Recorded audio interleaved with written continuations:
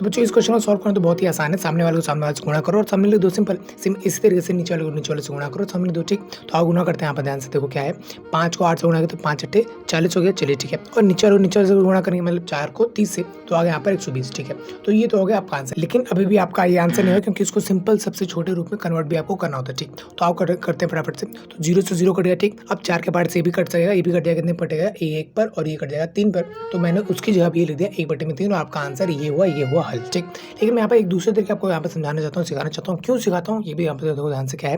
देखो सामने वाले को सामने से गुणा किया तो आया 40। ठीक, और इसको इससे गुणा किया तो आया 120। ठीक, अब इन दोनों का आपस में क्या करना होता है, काटना होता है, किसी एक पार्ट से दोनों को काटना होता है। ठीक, ताकि छोटे रूप में बदले। ठीक, तो मैं यार 40 को और 120 को ना भाग करके सिर्फ टुकड़ों को यहाँ पे उसमें करता हूँ। मतलब कहने मतलब ये है कि अगर मैं 40 को ऐसे लिख दूँ 5 गुणा में 8 तो कोई दिक्कत है कुछ नहीं। अच्छा, नीचे वाले को 120 को भी इन दोनों के टुकड़ों में ही लिख देता हूँ, 4 गुणा में 30 कोई दिक्कत है, कोई दिक्कत नहीं।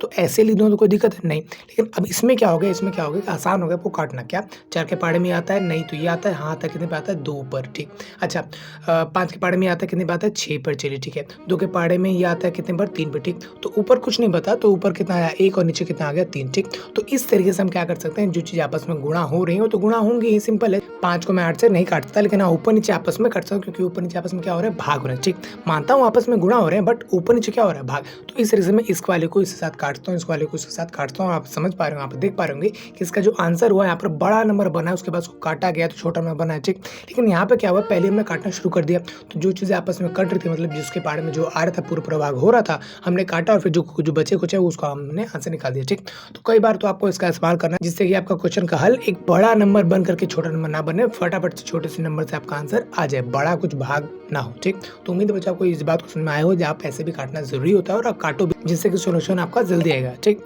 तो अगर तो आपको ये वीडियो समझ में आई हो तो वीडियो कर सकते हो लाइक और ऐसे कर सकते हो सब्सक्राइब।